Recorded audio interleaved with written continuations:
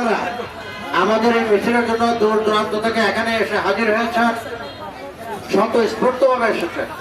এই জন্য আমি আমার ব্যক্তিগত এবং আমার পরিবারের পক্ষ থেকে আপনাদেরকে ধন্যবাদ জানাই, কৃতজ্ঞতা জানাই। আপনারা জানেন যে আমি 12ই ফেব্রুয়ারি জাতীয় সংসদ নির্বাচনে স্বতন্ত্র প্রার্থী হিসেবে মোটরসাইকেল মার্কায় নির্বাচন করেছি। এই নির্বাচনে আপনাদের অনেকের অনেক প্রশ্ন থাকতে পারে যে আমি নির্বাচনে কেন দাঁড়ালাম, আর কেনই বা আর বিজয়ী হলে এখানে কি করব। এই দুটো প্রশ্নের উত্তর দিয়ে আমি শেষ করব।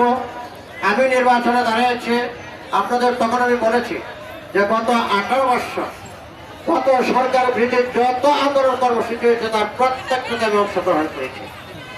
আমি শহীদ রাষ্ট্রপতি জিয়াউর রহমানের বাজারে প্রত্যেকটা কর্মসূচিতে অংশগ্রহণ করেছি। আমি এই কালিহাতের নেতাকর্মী যারা দুঃস্ব অবস্থায় জীবনযাপন করতে ছিল বা করে তাদের সাথে যোগাযোগ রাখার চেষ্টা করেছি। আমি 2023 সালে 28 অক্টোবর ঢাকার অনাঙ্কিত ঘটনার পরিপ্রেক্ষিতে কালিহাতি যে সকল নেতাকর্মীর নামে মিথ্যা মামলা হয়েছিল, যারা জেলে ছিল, তাদের পরিবার না খেয়ে না দিয়ে মানবতার জীবনযাপন করতেছিল, আমি তাদের প্রত্যেকের সাথে সাক্ষাৎ করেছি।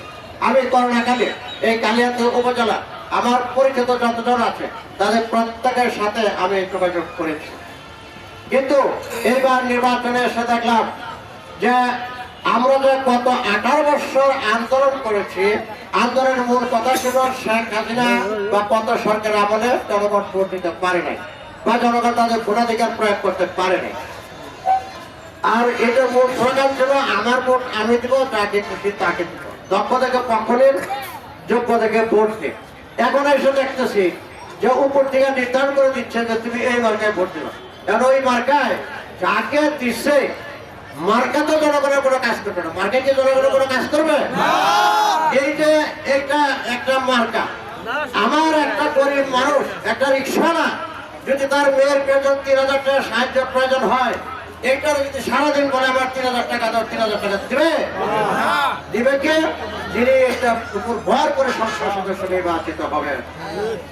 অতএব এই মার্কা থেকে ভোট দেওয়া এদেশে বহু অপকর্ম হয়েছে। কারণ মার্কা দেওয়া যদি উপর থেকে নির্ধারণ করে দেওয়া হয় আমি কাকে ভোট দেবো, তাহলে আমার ভোট আমি দিব, তাকে খুশি তাকে দিব, সেই স্লোগান কোথায় গেল? তাহলে 18 বছর কেন শেখ হাসিনা সরকারের বিরুদ্ধে আমরা আন্দোলন করলাম? কেন এত লোক আত্মহত্যা দিল? কেন এত মা বোন তাদের ইজ্জত হারালো? কেন এত লোক জেল কাটলো? কেন এত লোকের নামে মিথ্যা মামলা হলো? অথচ আজকে